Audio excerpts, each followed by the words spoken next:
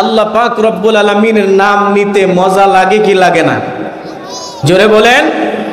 আল্লাহ পাক রব্বুল আলামিনের নামের জিকির বান্দার কলবের মধ্যে এত মজা লাগে, এত স্বাদ লাগে। আল্লাহ পাকের নামের জিকিরের মধ্যে যে মজা আছে অন্য কোনো কিছুর মধ্যে এত মজা নাই। কথা বলেন ঠিক না? সম্মানিত মুহতারাম হাজিরিন, আমি আপনাদের সম্মুখে পবিত্র কোরআনুল কারীমের 2 নাম্বার সূরাটির নাম হলো সূরাতুল বাকারা। এই সূরা বাকারার 1 থেকে নিয়ে 5 নাম্বার আয়াত তিলাওয়াত করেছি এবং নবী করিম সাল্লাল্লাহু আলাইহি ওয়াসাল্লামের অসংখ্য অগণিত হাদিসে মুবারাকা থেকে আমি আপনাদের সম্মুখে একটি হাদিস পাঠ করেছি। আল্লাহ পাক যদি আমাদেরকে তৌফিক দান করেন তাহলে ইনশাআল্লাহ আমরা এই কোরআনের আয়াতগুলোকে সামনে রেখে এবং এই হাদিসে মুবারাকাকে সামনে রেখে কিছু আলোচনা করব। সম্মানিত মুহতারাম হাজিরিন, আমরা এই আলোচনা কোরআনুল কারীম থেকে শোনার জন্য তৈয়ার আছি তো ইনশাআল্লাহ? কোরআনুল কারীম কার দেয়া গ্রন্থ? জোরে বলেন, কার দেয়া গ্রন্থ? আল্লাহ পাক রব্বুল আলামিনের দেওয়া গ্রন্থ। এটা এমন একটা গ্রন্থ রব্বুল আলামিন এটার সম্মান এত দিয়েছেন, এত সম্মান দিয়েছেন, এই কোরআনের কারণে আমাদের দাম বাড়িয়ে দিয়েছেন। বলেন সুবহানাল্লাহ। সম্মানিত মুসলমান ভাইরা আমার, আল্লাহ পাক রব্বুল আলামিন পবিত্র কোরআনুল কারীম আমাদেরকে দিয়েছেন। এই কোরআন হলো মানব জীবনের সমস্ত সমস্যার সমাধান। কথা বলেন ঠিক কিনা? মানব জীবনের এমন কোন সমস্যা নাই যেই সমস্যার সমাধান আপনি কোরআনে খুঁজে পাবেন না। আপনার ব্যক্তিগত সমস্যার সমাধান যদি আপনি খুঁজেন তাহলে এই কোরআনের মধ্যে আপনি এর সমাধান পেয়ে যাবেন। আপনি যদি আপনার পরিবারের সমাধান খুঁজেন, পরিবারের সমস্যার সমাধানগুলো আপনি এই পবিত্র কোরআনের মধ্যে পেয়ে যাবেন। আপনি যদি রাষ্ট্রের কোন সমস্যার সমাধান খোঁজেন, সমস্ত সমস্যার সমাধান এই কোরআনের মধ্যে আছে। কথা বলেন ঠিক কিনা? সমাধান চাও যদি জীবনে মরণে, ফিরে যাও খুঁজে নাও চোখ রাখো কোরআনে। কথা বলেন ঠিক কিনা? সমাধান চাও যদি জীবনে মরণে, ফিরে যাও খুঁজে নাও চোখ রাখো কোরআনে।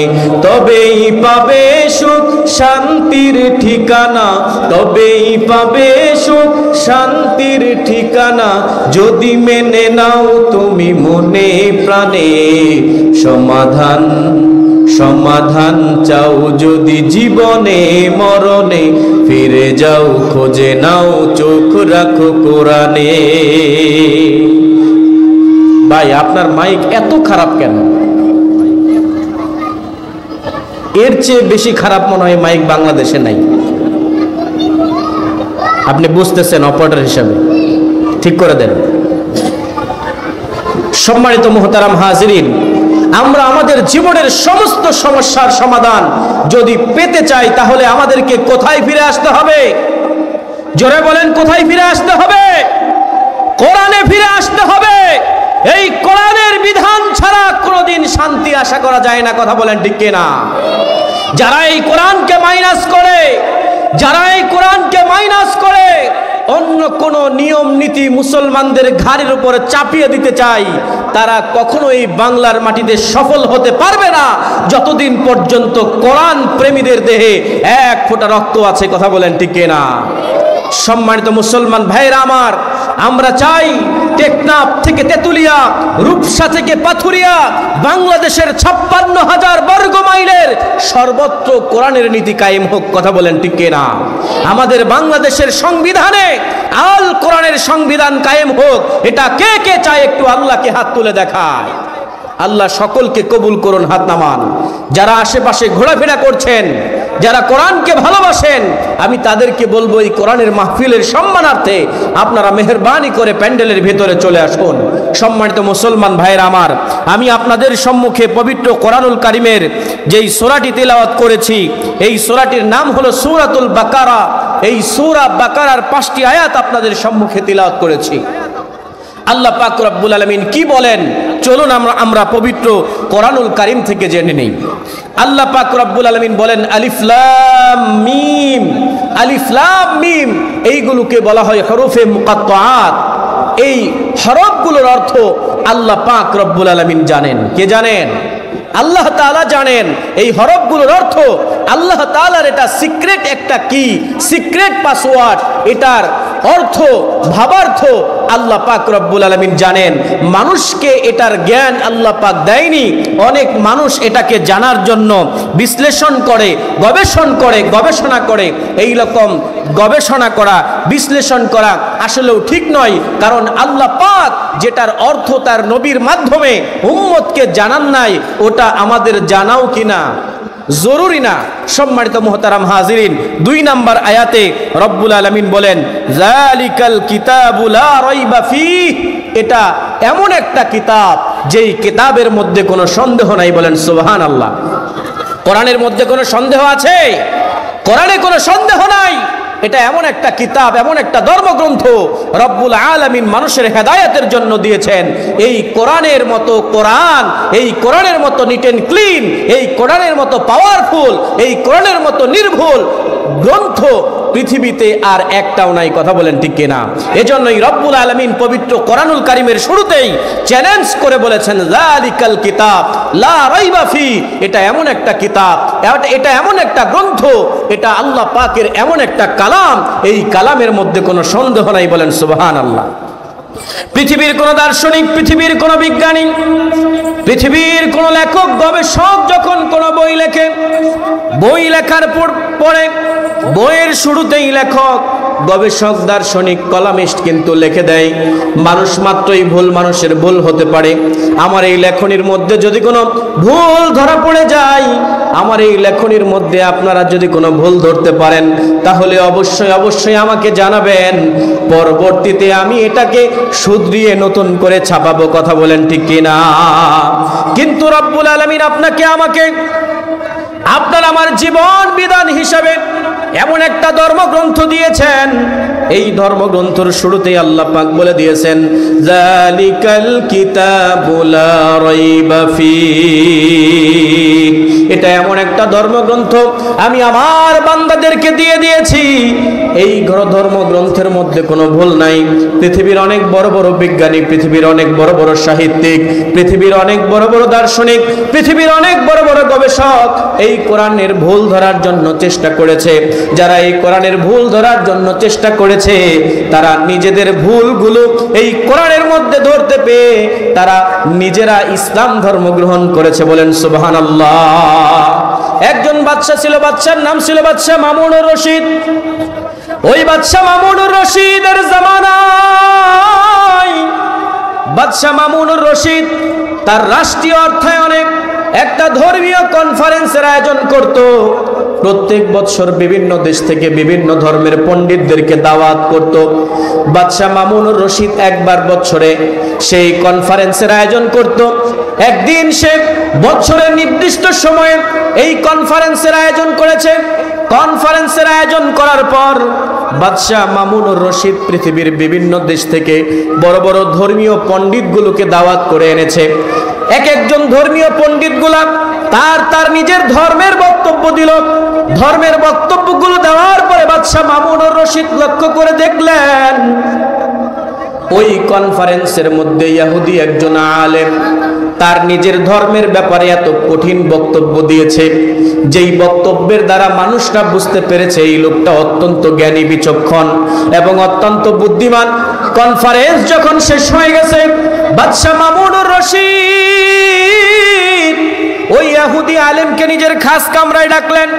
ডাকার পরে ডাক দিয়া বলে, আমি আপনাকে একটা অফার করতেছি, আপনি যদি ইসলাম ধর্ম গ্রহণ করেন, আপনার বিচক্ষণতা, আপনার জ্ঞান বুদ্ধি এতটাই প্রখর, আপনি যদি ইসলাম ধর্ম গ্রহণ করেন তাহলে মুসলমানদের জন্য অনেক ফায়দা হবে।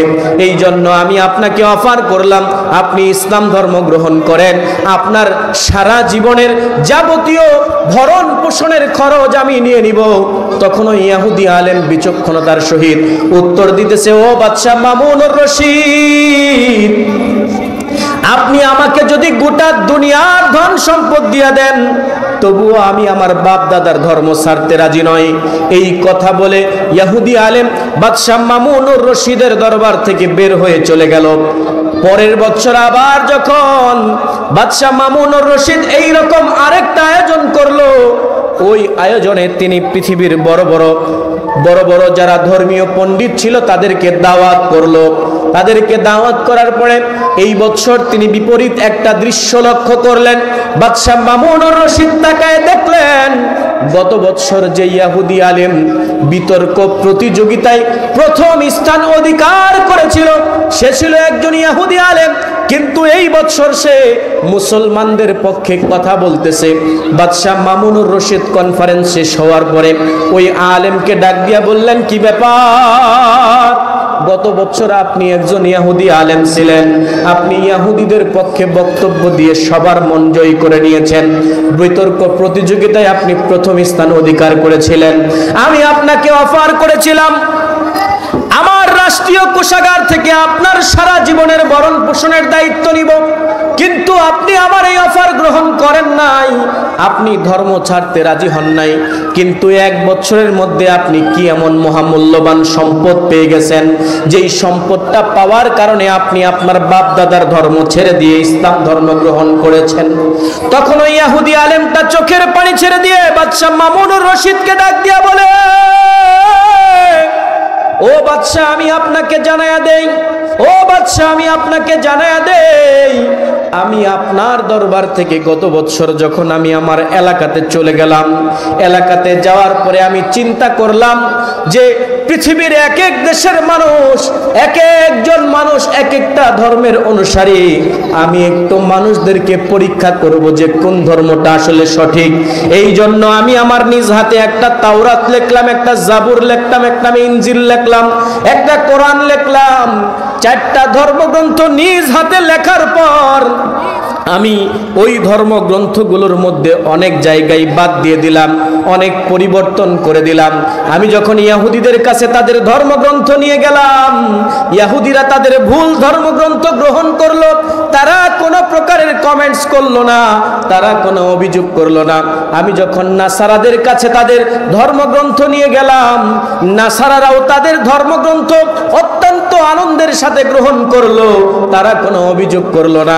কিন্তু অপরদিকে যখন আমি এই পবিত্র কোরআনুল কারীম আমি যখন মুসলমানদের কাছে নিয়ে গেলাম, মুসলমানরা কোরআনটাকে হাতে নেওয়ার পরে কোরআনটাকে ভালোভাবে দেখলো, দেখার পরে তারা লক্ষ্য করলো কোরআনের মধ্যে অনেক ভুল। এই ভুলওয়ালা কোরআন তারা গ্রহণ করলো না। ও বাদশাহ মামুনুর রশিদ, আমি তখন থেকেই বুঝে গিয়েছি পৃথিবীতে যদি কোনো নির্ভুল নিট এন্ড ক্লিন ধর্মগ্রন্থ থেকে থাকে সেটা হলো মহাগ্রন্থ আল কোরআন। এই আল কোরআনের একটা মুজিজা আমি দেখার পরে, এই আল কোরআনের স্বতন্ত্র একটা ভাবধারা আমি দেখে আমি কালেমা পড়ে মুসলমান হয়ে গেছি। বলেন সুবহানাল্লাহ। ও টঙ্গীর মুসলমানরা, এটা ছিল বাদশাহ মামুনুর রশিদের জামানার ঘটনা। হিন্দু প্রদেশ ভারত, এই ভারতের একজন পণ্ডিত ছিল, তার নাম ছিল শিব শক্তি স্বরূপজি। ওই শিব শক্তি স্বরূপজি ভারতের একজন প্রখ্যাত একজন হিন্দু পণ্ডিত ছিল। ওই হিন্দু পণ্ডিত শিব শক্তি স্বরূপজি 12টা ভাষার উপরে ডক্টরেট ডিগ্রি অর্জন করেছিল। সেই কোরআনকে রিসার্চ করতে গিয়া ইসলাম ধর্ম গ্রহণ করেছিল। বলেন সুবহানাল্লাহ। 12টা ভাষায় ডক্টরেট ডিগ্রি অর্জন করার পরেও ওই ব্যক্তি কোরআনের ভুল ধরতে গিয়ে নিজের ভুলগুলো কোরআনের কাছে ধরা পড়েছে। এই জন্য সে কোরআনের কাছে সারেন্ডার করে সে ইসলাম গ্রহণ করেছে। বলেন সুবহানাল্লাহ। সম্মানিত মুসলমান ভাইয়েরা আমার, আল্লাহর নবী সরকারে দু আলম সাইয়্যিদুল মুরসালিন রাহমাতুল লিল আলামিনের উপরে যখন কোরআন অবতীর্ণ হয়েছিল, আজ থেকে 1500 বছর আগে মক্কার কাফেররা নবীকে পাগল বলতো, জিনে ধরা রোগী বলতো মুহাম্মদ এইগুলা বানিয়ে বানিয়ে বলে। রব্বুল আলামিন তখন থেকেই চ্যালেঞ্জ করেছেন, এই কোরআনের মতো কোরআন মানুষ এবং জিন জাতি মিলে যদি কিয়ামত পর্যন্ত চেষ্টা করে এই কোরআনের মতো একটা সূরা বানাইতে পারবে না। কথা বলেন ঠিক কিনা? আল্লাহ পাক রব্বুল আলামিন বলেছেন, ফাইল্লাম তাফআলু, যদি এই কোরআনের মতো কোরআন বানাইতে না পারো, ওয়ালান তাফআলু, কখনো পারবে না, কখনো পারবে না, কখনো পারবে না। ফাত্তাকুন নারাল্লাতী ওয়াকুদুহান নাস ওয়াল হিজারা, তবে সেই আগুনকে ভয় করো, সেই আগুনকে ভয় করো যে আগুনের ইন্ধন হবে মানুষ এবং পাথর। পৃথিবীর কোন মানুষ এই কোরআনের ভুল ধরতে পারবে না। এজন্যই রব্বুল আলামিন পবিত্র কোরআনের শুরুতেই বলে দিয়েছেন, যালিকাল কিতাবু লা রাইবা ফী, এটা এমন একটা ধর্মগ্রন্থ, এই কোরআনের মধ্যে কোনো ভুল নাই। চিল্লায় বলেন সুবহানাল্লাহ। দ্বিতীয় নাম্বার আয়াতে আল্লাহ পাক রব্বুল আলামিন বলার পূর্বে বলতেছেন, রব্বুল আলামিন দ্বিতীয় নাম্বার আয়াতে বলতেছেন, হুদাল লিল মুত্তাকিন, এই কোরআন হলো হেদায়েত, এই কোরআন হলো হেদায়েত মুত্তাকিদের জন্য। কাদের জন্য হেদায়েত? জোরে বলেন, কাদের জন্য? মুত্তাকিদের জন্য হেদায়েত। তাকওয়া শব্দের অর্থ হলো ভয়।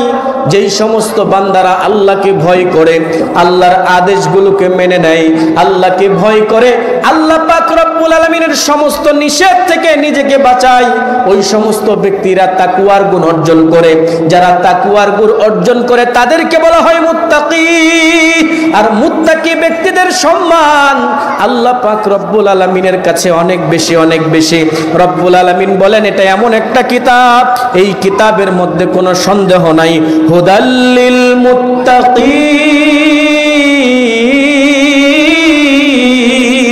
আমার এই কিতাব হলো মুত্তাকিদের জন্য হেদায়েত। বলেন সুবহানাল্লাহ। যেই সমস্ত মুত্তাকি বান্দাদের জন্য হেদায়েত, রব্বুল আলামিন তাদের কিছু গুণাগুণ, তাদের কিছু গুণ বর্ণনা করেছেন 3 নাম্বার আয়াতে। 3 নাম্বার আয়াতে আল্লাহ পাক রব্বুল আলামিন বলেন, মুত্তাকি ব্যক্তিদের গুণ কি, মুত্তাকি ব্যক্তিদের গুণ কি? 3 নাম্বার আয়াতে আল্লাহ পাক রব্বুল আলামিন বলেন, আল্লাযীনা ইউমিনুনা বিল গায়বি ওয়া ইউকিমুনাস সালাতা ওয়া মিম্মা রাযাকনাহুম ইউনফিকুন। আল্লাহ পাক রব্বুল আলামিন জানায় দেয়, মুত্তাকি ব্যক্তিদের 1 নাম্বার গুণ হলো আল্লাযীনা ইউমিনুনা বিল গায়ব, যারা গায়বের উপরে ঈমান আনয়ন করে, না দেখা জিনিসের উপরে বিশ্বাস স্থাপন করে।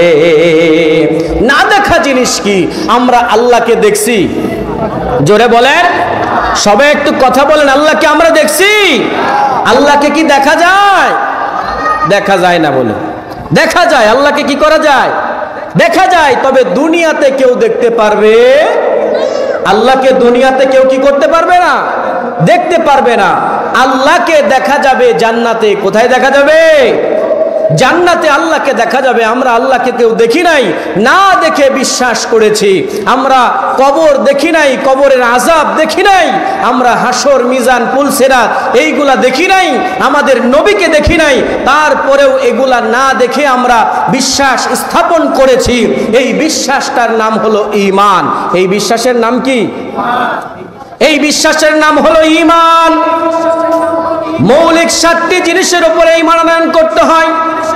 আমানতু বিল্লাহি ওয়া মালাইকাতিহি ওয়া কুতুবিহি ওয়া রুসুলিহি ওয়াল ইয়াউমিল আখিরি ওয়াল কদরি খাইরিহি ওয়া শাররিহি মিনাল্লাহি তাআলা ওয়াল বাসি বাদাল মাউত। আমরা না দেখে রব্বুল আলামিন আমাদেরকে যেই জিনিসগুলোর প্রতি ঈমান আনয়নের কথা বলেছেন, আমরা ওই জিনিসগুলোর উপরে ঈমান আনয়ন করেছি তো? জোরে বলেন, করেছি তো?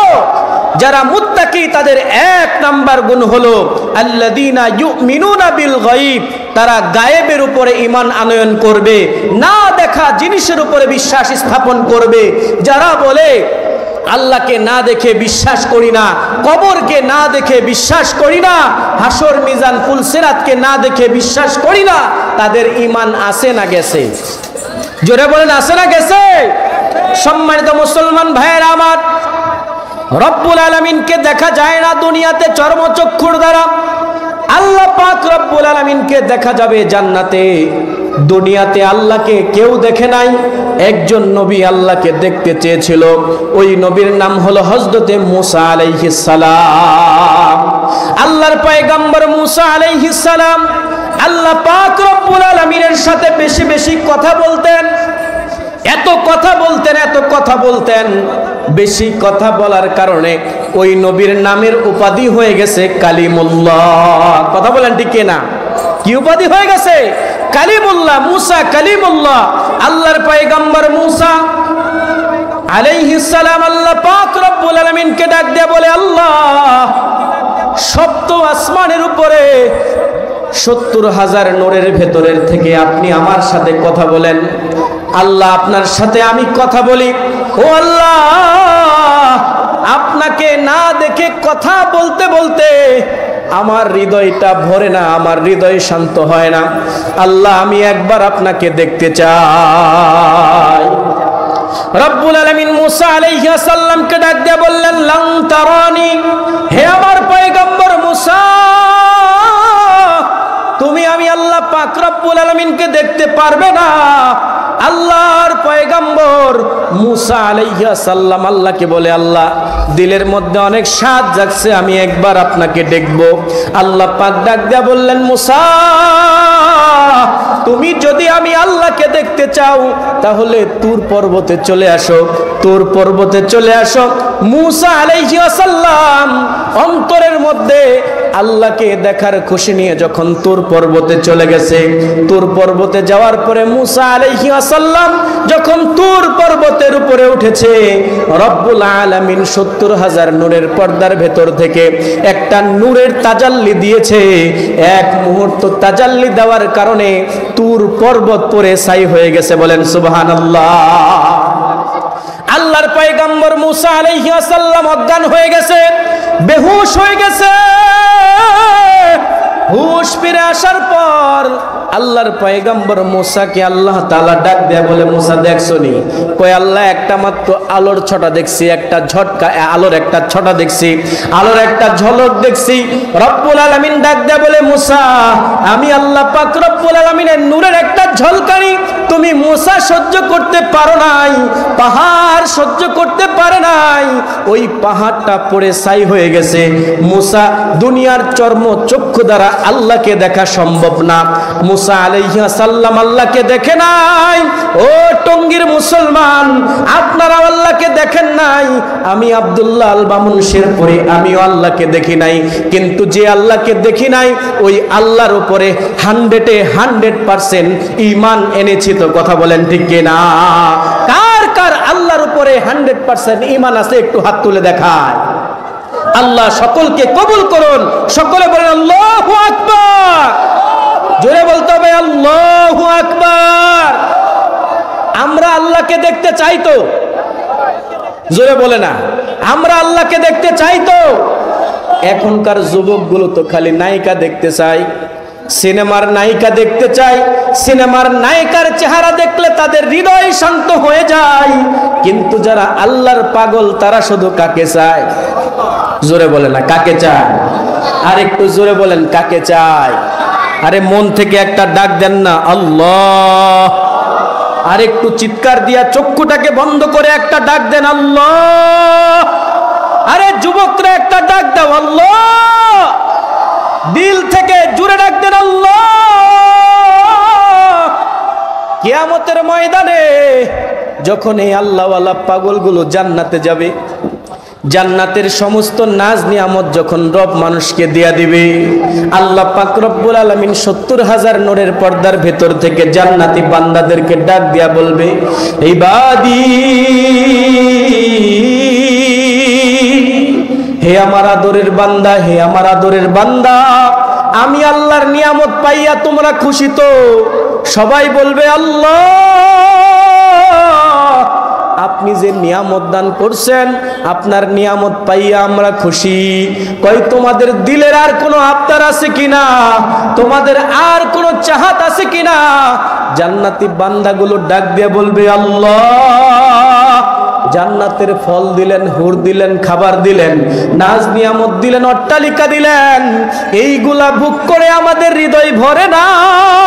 দুনিয়াতে যেটা পাওয়ার জন্য ইবাদত করেছি, দুনিয়াতে যেটা পাওয়ার জন্য কেঁদেছি, দুনিয়াতে যেটা পাওয়ার জন্য চোখের পানি ঝরিয়েছি, আল্লাহ সবচেয়ে বড় নিয়ামতটা এখনো তো পাই নাই।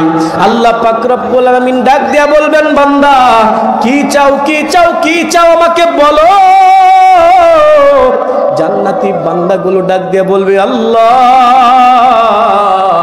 দুনিয়াতে না দেখে আপনার ইবাদত করেছি, আজকে জান্নাতে আপনাকে দেখতে চাই। বলেন সুবহানাল্লাহ। রব্বুল আলামিন ৭০,০০০ নূরের পর্দা জান্নাতীদের সামনে থেকে সরায় দিবে। ওই দিন গায়েব আল্লাহ আর গায়েব থাকবে না। ওই দিন আল্লাহ পাক রব্বুল আলামিন বান্দার সামনে হাজির হয়ে যাবে। বলেন সুবহানাল্লাহ। জোরে বলেন না সুবহানাল্লাহ। রব্বুল আলামিন ৭০,০০০ নূরের পর্দা ভেদ করে যখন আল্লাহ পাক রব্বুল আলামিনের চেহারা মুবারকের ঝলকানি একটা নজর দেখাবে, দেখাইয়া আল্লাহ পাক রব্বুল আলামিন তার আদরের বান্দাদেরকে ডাক দিয়া বলবে, সালামুন কাওলাম মির রাব্বির রহিম। রহিম আল্লাহ পাক রব্বুল আলামিনের পক্ষ থেকে জান্নাতীদেরকে সালাম দেওয়া হবে। বলেন সুবহানাল্লাহ।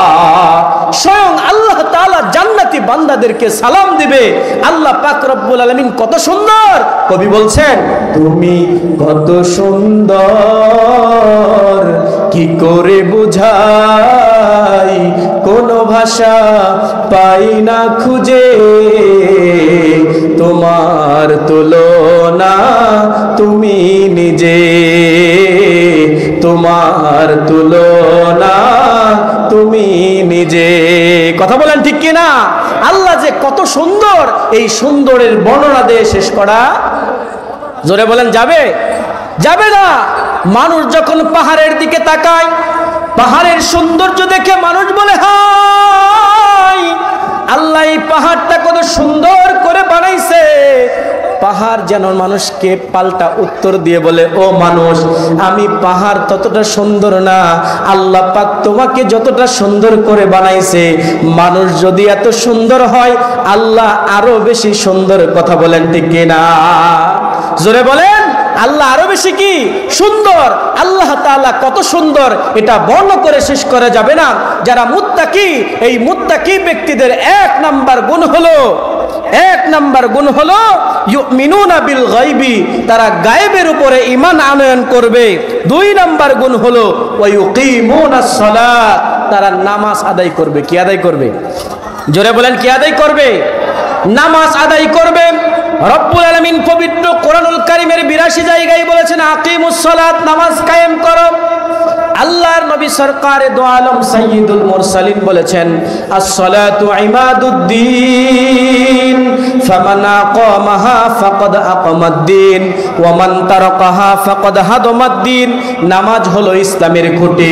যারা নামাজ পড়ে তারা ইসলামকে ঠিক রাখে, আর যারা নামাজকে ছেড়ে দেয় তারা ইসলামকে ধ্বংস করে দেয়। মুত্তাকি ব্যক্তি যারা হবে, তাদের ২ নাম্বার গুণ হবে যে তারা ৫ ওয়াক্ত নামাজ আদায় করবে। যারা ৫ ওয়াক্ত নামাজ আদায় করে না, তারা মুত্তাকির গুণ অর্জন করতে পারবে। নবীজি আরো বলেছেন, আউয়ালু মা ইউহাসাবু বিহিল আবদু ইয়াউমাল কিয়ামাতিস সালাহ। কিয়ামতের দিন আল্লাহ পাক রব্বুল আলামিন বান্দার কাছে সর্বপ্রথম নামাজের হিসাব নেবে। আজকে লক্ষ্য করলে দেখা যায় আমাদের সমাজের অনেক মানুষ আছে, তারা নিয়মিত ৫ ওয়াক্ত নামাজ আদায় করে না। আছে কিনা নাই? শুক্রবারে খালি জুমার নামাজ আদায় করে। এই রকম অনেক মুসল্লি আছে। আবার কিছু মুসল্লি আছে, তারা খালি জানাজার নামাজ আদায় করে, জানাজার নামাজ ছাড়া আর কোনো নামাজ আদায় করে না। জোরে কন্যা ঠিক কিনা? আবার কিছু মুসল্লি আছে খালি ২ ঈদের নামাজ পড়ে, ২ ঈদের নামাজ পড়া ছাড়া সারা বছরে তারা আর কোনো নামাজ আদায় করে না। আছে কিনা নাই? আবার কিছু লোক আছে, এরা বলে আমরা নামাজ পড়ি না। আমরা কি পড়ি না? নামাজ পড়ি না, আমরা নামাজের মধ্যেই থাকি। কিছু লোক আছে কিনা নাই? মাথায় জট, দাড়িতে জট, চুলে জট, ল্যাংটা, উস্কো খুস্কো চুল, গাঁজা খায়, গলায় মালা, হাতে গাঞ্জার পট, এই ধরনের অনেক লোক আছে। এরা কয় আমরা নামাজ পড়ি না, আমরা নামাজের মধ্যেই থাকি। কেমন নামাজ পড়ো? 24 আওয়ার্স দায়মি সালাত। 24 আওয়ার্স কি সালাত? দায়মি সালাত। কয় 24 ঘন্টা আমরা নামাজ পড়ি। সম্মানিত মুহতারাম হাজিরিন, নামাজ কয় ওয়াক্ত? জোরে বলেন কয় ওয়াক্ত? 5 ওয়াক্ত নামাজ যারা আদায় করে তারা মুত্তাকি, আর যারা 5 ওয়াক্ত নামাজ আদায় করে না তারা মুত্তাকি না। আর যারা মুত্তাকি না তারা যদিও বলে যে আমরা আল্লাহ ওয়ালাদের পক্ষে, নামাজ না পড়লে ওরা এই কথা বললেও ওরা শয়তানের পক্ষে। কার পক্ষে? জোরে বলেন কার পক্ষে? শয়তানের পক্ষে। 5 ওয়াক্ত নামাজ যারা আদায় করেন রব্বুল আলামিন তাদেরকে 5টা পুরস্কার দিবেন। আর যারা 5 ওয়াক্ত নামাজ আদায় করে না আল্লাহ পাক রব্বুল আলামিন তাদেরকে 15 প্রকারের শাস্তি দিবেন। একজন বেনামাজি যখন ইন্তেকাল করে, বেনামাজি ইন্তেকাল করার পরে 99টা সাপ তার কবরের মধ্যে চলে আসে। তার পা থেকে মাথা পর্যন্ত পেঁচাইয়া কপালের মধ্যে দংশন করে। ফজরের নামাজ না পড়ার কারণে ফজর থেকে নিয়ে জোহর পর্যন্ত দংশন করে। জোহরের নামাজ না পড়ার কারণে জোহর থেকে নিয়ে আসর পর্যন্ত দংশন করে। আসরের নামাজ না পড়ার কারণে আসর থেকে নিয়ে মাগরিব পর্যন্ত দংশন করে। মাগরিবের নামাজ না পড়ার কারণে মাগরিব থেকে এশা পর্যন্ত দংশন করতে থাকে। এশার নামাজ না পড়ার কারণে এশা থেকে নিয়ে ফজর পর্যন্ত দংশন করতে থাকে। জাহান্নামের সাপের দংশন সহ্য করার মতো ক্ষমতা আমাদের আছে তো? জোরে কয় না আছে? দুনিয়ার একটা সাপ যদি কামড় দেয় ওই সাপের কামড় সহ্য করা যায় না। দুনিয়ার সাপ কামড় দিলে মানুষ মারা যায়। দুনিয়ার সাধারণ সাপের বিষ মানুষ সহ্য করতে পারে না। আর কবরের মধ্যে আল্লাহ পাক রব্বুল আলামিন এমন 99টা সাপ দিবেন। ওই রকম একটা সাপ যদি দুনিয়াতে চলে এসে একবার যদি নিঃশ্বাস ছাড়তো, দুনিয়ার যত প্রাণী আছে সমস্ত প্রাণীরা মারা যাইতো। দুনিয়ার যত গাছ আছে সমস্ত গাছগুলো মরে যাইতো। দুনিয়ার জমিটা এমন ভাবে অনুর্বর হয়ে যেত, কিয়ামত পর্যন্ত দুনিয়াতে একটা ঘাসও জন্ম নিত না। এই রকম বিষাক্ত সাপ একজন মানুষকে একদিন না, 2 দিন না, 1 বছর 2 বছর না, বছরের পর বছর, যুগের পর যুগ দংশন করতে থাকবে। 5 ওয়াক্ত সালাত ঠিক মতো আদায় না করার কারণে আমি আমার ভাইদেরকে পায়ে হাত দিয়ে বলে যাই, আমি আমার যুবক ভাইদেরকে বলে যাই, ও আমার যুবক ভাই খবরদার, খবরদার তুমি নামাজ ছাড়িও না। অনেক মানুষ আছে এমন যারা অজুহাত দেখাই 5 ওয়াক্ত নামাজ আদায় করলে আমাদের ব্যবসা বাণিজ্যের ক্ষতি হয়ে যাবে, চাকরি বাকরির ক্ষতি হয়ে যাবে। আমি আমার ভাইদেরকে বলে যাই, ও আমার ভাই আপনি ব্যবসা করেন, আপনার জীবনের অর্থনৈতিক উন্নয়নের জন্য আল্লাহ পাক রব্বুল আলামিনের নবী বলেছেন যারা 5 ওয়াক্ত সালাত নিয়মিত আদায় করবে রব্বুল আলামিন তাদেরকে 1 নম্বর পুরস্কার দিবেন, তাদের রিজিকের পেরেশানি দূর হয়ে যাবে। বলেন সুবহানাল্লাহ। রিজিকের পেরেশানি কি হয়ে যাবে? দূর হয়ে যাবে। আজকে যেই অজুহাতে যুবক নামাজ পড়ে না, আজকে যেই অজুহাতে বৃদ্ধ নামাজ পড়ে না, যুবককে যদি প্রশ্ন করা হয় যুবক ভাই তুমি কেন নামাজ পড়ো না, যুবক বলবে হুজুর আমি এখনো বিয়ে করি নাই, আমার জীবনের অনেক সময় বাকি আছে, কিছুদিন পরে বিয়ে করব, বাচ্চা কাচ্চা হবে, তারপরে তওবা করে নামাজ পড়া শুরু করব। এইরকম যুবক আছে কিনা নাই? আরে তোমার মতো অনেক যুবক রাস্তায় অ্যাক্সিডেন্ট হয়ে মারা যায়, তোমার মতো অনেক যুবক হঠাৎ করে হার্ট অ্যাটাক করে মারা যায়, তোমার মতো অনেক যুবক হঠাৎ করে মারা যায়। এই রকম যুবকের মৃত্যুর ঘটনার কিন্তু অভাব নাই। কথা বলেন ঠিক কিনা?